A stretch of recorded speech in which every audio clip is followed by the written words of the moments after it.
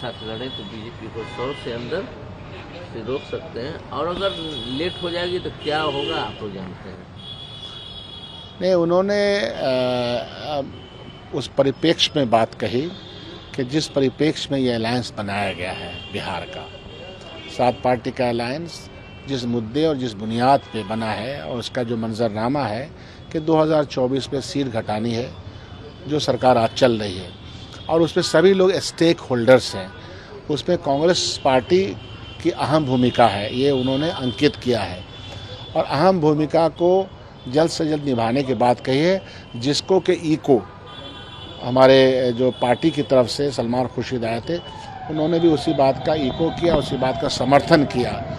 जाहिर सी बात है कि जैसे हम लोग का भी कार्यक्रम चल रहा था, अभी समाधान यात्रा चल रही थी, जनता दल यू नहीं बल्कि सरकार की, और अभी हम लोग का अधिवेशन है जो 27 तारीख को ख़त्म हो जाएगा, तो अधिवेशन हमारी यात्राएं भी चल रही थी राहुल गांधी की। इसके बाद तो जाहिर सी बात है कि अगर आपको एक मुख्य चैलेंज के रूप में उभरना है तो आपको एक साथ बैठ करके मंथन करना ही पड़ेगा, और ये इशारा उन्होंने जो दिया वो ठीक है, उसको हम सब मानते भी हैं। कहीं कहीं उन्होंने कहा है कहीं देर ना हो जाए। नहीं, अब ठीक है, वो तो आप बोलने की बात करने की शैली होती है, लेकिन इस केंद्र बिंदु क्या है? केंद्र बिंदु ये है कि बैठिए, बड़ी लड़ाई है, बड़े मुद्दे की लड़ाई है, और जो यहाँ आपने कहा, जैसा कि सलमान खुर्शीद ने कहा कि मॉडल बिहार का होगा, तो बिहार का मॉडल जब बन गया है उसी को देश भर में लागू करेंगे तो इनका 100 सीट घट जाएगा, कम हो जाएंगे सर। आपको लगता है सर?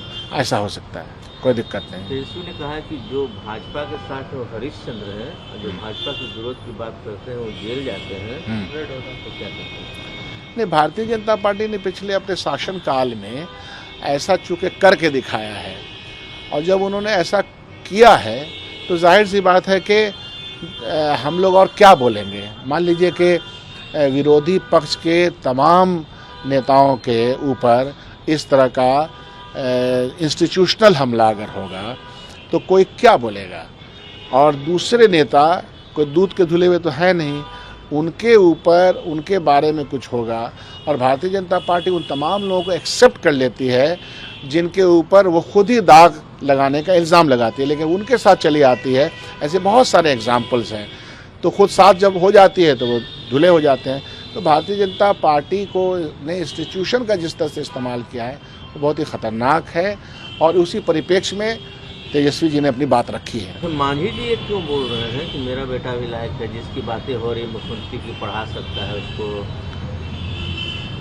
मांझी जी का ब्रीफ तो लेके हम आपसे बात नहीं कर रहे हैं,